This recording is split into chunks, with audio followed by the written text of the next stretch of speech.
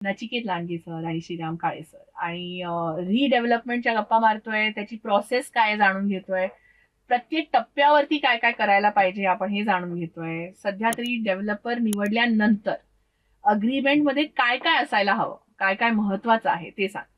आता legal agreement किंवा एखादं लीगल प्रोसिजर म्हणलं ते सामान्य लोकांसाठी धडकीच भरते. हो की कसं असतं, समजा आता जे लीगल प्रक्रियेमध्ये सहभागी असतात हो त्यांच्यासाठी ही गोष्ट नॉर्मल झालेली असते. बरोबर पण सामान्य लोकांसाठी लीगल म्हटलं की मग त्याच्यामध्ये काय काय असेल, काय मुद्दे असतील, काय उद्या अडचण तर होणार नाही ना, उद्या मी एखादं साईन केलं तर काय. तर याच्याबद्दल सांगताना मी एक 2-4 मुद्दे ते सांगतो की जे सगळ्यात महत्वाचे असतात की जे ऍग्रीमेंट मध्ये आपण बघितले पाहिजे. की सगळ्यात महत्वाचा मुद्दा असतो की टाइमलाईनचा क्लॉज, हो की काम कधी सुरू होणार आणि कधी संपणार, हा एक महत्वाचा मुद्दा असतो. बरोबर दुसरा मुद्दा असतो की एक्झिट क्लॉजचा, हो की समजा एखाद्या केसमध्ये आपण रिडेव्हलपमेंट बिल्डर चॉईस केला आणि चॉईस केल्यानंतर तो वेळेवरती काम सुरू करत नाहीये, तर अशा केसमध्ये आपल्याला एक्झिट घेऊन दुसरा बिल्डर तिथे चॉईस करता आला पाहिजे. हो तर एक्झिट क्लॉज हा सुद्धा एक असायला पाहिजे की जेणेकरून आपल्याला एक्झिट घेता आले पाहिजे.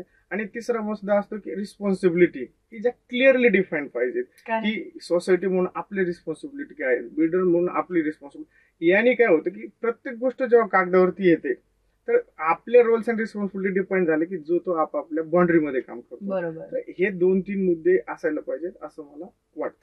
जनरली रिडेव्हलपमेंट मध्ये एखादी बिल्डिंग पाडणं हम्म. आणि त्याला परत कन्स्ट्रक्ट करणं किती वेळ लागतो साधारणतः, जसं आपण पोझेशन बद्दल बोलतोय तर what is an average time की ऍव्हरेज टाइम आता खूप मोठा प्रोजेक्ट असेल हा. तर एक 5 वर्ष वगैरे घेतात लोक, बरोबर. परंतु 2 ते 3 वर्षामध्ये बिल्डिंग होऊन जाते. किंवा आयसोलेशन मध्ये एक समजा 3-5 मजली बिल्डिंग आहे तर तर ते एक 1.5 वर्ष 2 वर्षामध्ये होऊन हो, जाते. बरं. पण मोस्टली आता 3-5 वर्षाचीच बिल्डिंग, 3 किंवा 5 मजल्याचीच बिल्डिंग रिडेव्हलपमेंटला येत आहेत आणि बरोबर त्याच्यावर आपली 12 मजली 15 मजली अशी बिल्डिंग करतो, बरोबर. की जे 2 ते 3 वर्षामध्ये आपण रिकन्स्ट्रक्ट करून कस्टमरला देऊ शकतो. अरे वा, क्या बात आहे. अजून ऑफकोर्स रिडेव्हलपमेंटच्या गप्पा करूयात ऑन प्राईम लोकेशन.